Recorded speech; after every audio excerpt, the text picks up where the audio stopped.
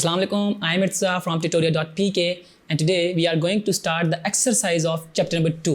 So let's start with the first question जो कि है MCQs का. हमारा first numerical है a body has translatory motion if it moves along a straight line, circle, line without rotation या फिर curved path. अच्छा, जब हम चैप्टर पढ़े थे तो हमने ट्रांसलेटरी मोशन में ये चीज़ सीखी कि translatory motion straight line motion है या फिर अगर वो कर्व पाथ पे मूव कर भी रही है तो विदाउट एनी रोटेशन. तो हमारे पास जो इसका राइट ऑप्शन है वो है ए यानी कि स्ट्रेट लाइन.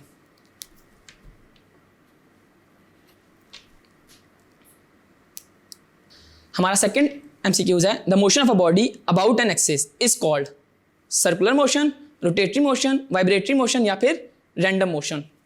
जब हम रोटेटरी मोशन पढ़े थे तो हमने पढ़ा कि the motion of a body which is moving along its own axis of rotation. तो हमारे पास एक्सिस ऑफ रोटेशन की बात हो रही है तो हमारा राइट ऑप्शन है B rotatory motion. Third MCQs है which of the following is a vector quantity, speed, distance, displacement या फिर पावर. स्केलर्स और वेक्टर्स का टॉपिक पढ़ते हुए हमने देखा कि स्पीड, डिस्टेंस या फिर पावर तीनों की तीनों स्केलर्स क्वांटिटी थी.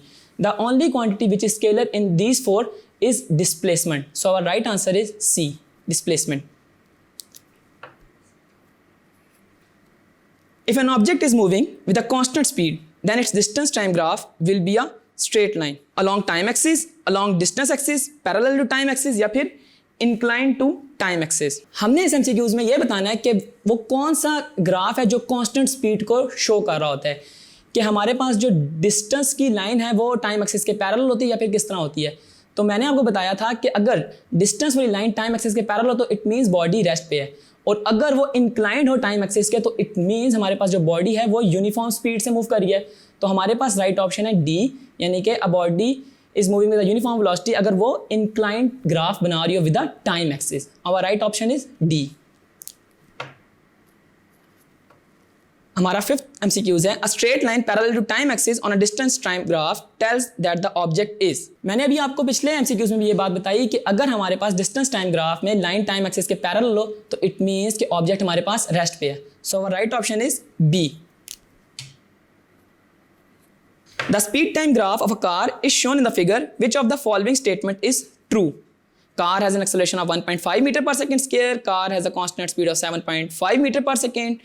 Distance traveled by a car is 75 meter. या फिर average speed of the car is 15 meters per second. तो इसमें मैं आपको बताता चलूँ कि हमने acceleration निकालनी है. You know कि acceleration is the change in velocity over the change in time. तो इसमें velocity हो रही है 15 minus 0. It means 15 और time हमारे पास 10 minus 0 जो कि है 10 के इक्वल. तो 15 over 10 हमारे पास आता है 1.5 meters per second square. So our right option is A. Car has an acceleration of 1.5 meter per second square. Which one of the following graph is representing uniform acceleration? आपके पास ये चार graphs हैं, इनमें आपने ये बताना है कि कौन सा ग्राफ जो है यूनिफॉर्म एक्सेलरेशन को शो कर रहा है. तो मैंने आपको बताया कि जो भी ग्राफ टाइम एक्सिस के इंक्लाइंड हो वो हमारे पास यूनिफॉर्म को शो कर रहा होता है, और हमारे पास वी टी ग्राफ जो इंक्लाइंड है टाइम एक्सिस के वो है ए. सो राइट ऑप्शन इज ए, कि ये वाला जो ग्राफ है हमारे पास शो कर रहा है यूनिफॉर्म एक्सेलरेशन को जो वेलोसिटी और टाइम के अगेंस्ट है. By dividing displacement of a moving body with time we obtain. अगर हम डिस्प्लेसमेंट को विद रिस्पेक्ट टू टाइम देखें तो वो हमारे पास वेलोसिटी होता है, क्योंकि आपने वेलोसिटी की डेफिनेशन भी यही पढ़ी थी, the rate of change of displacement of a body is called velocity. So our right option is C. A ball is thrown vertically upward. Its velocity at the highest point is. जब भी हम किसी ball को upward throw करें तो उसके starting point पे उसकी वेलोसिटी मैक्सिमम होती है. जब वो अपने हाईएस्ट पॉइंट पे पहुंचती है तो ball at that instant rest पे होती है. इट मीन्स कि उसकी velocity at the peak point हमारे पास जीरो होगी. So our right option is B, that is zero. A change in position is called speed, velocity, displacement या फिर डिस्टेंस. हमारे पास चेंज इन पोजीशन शो कर रहा होता है डिस्टेंस को. So our right option is D, that is distance. A train is moving at a speed of 36 kilometres per hour. Its speed expressed in metres per second is 10 metre per second, 20 metre per second, 25 metres per second या 30 metres per second. तो इसको convert करते हैं 36 kilometres per our को metres per second में. तो इसका तरीकाकार ये है कि आप 36 को 1000 से मल्टीप्लाई कर देंगे. किलोमीटर की वजह से हमने 1000 लिखा और पर आवर का मतलब है इसको 3600 से हम डिवाइड कर देंगे, ये इसके दोनों जीरोस इन दोनों जीरो से कैंसिल होंगे और 36 से कैंसिल होगा, तो रिमेनिंग हमारे पास बचेगा 10। और आपको पता है कि स्पीड के यूनिट्स मीटर्स पर सेकंड होते हैं, तो our right option is A, that is 10 metres per second. A car starts from rest, it acquires a speed of 25 meters per second after 20 seconds.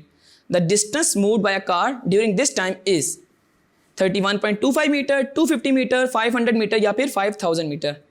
You know कि distance का formula जो है वो s is equal to V A V into T है, यानी कि average velocity into time.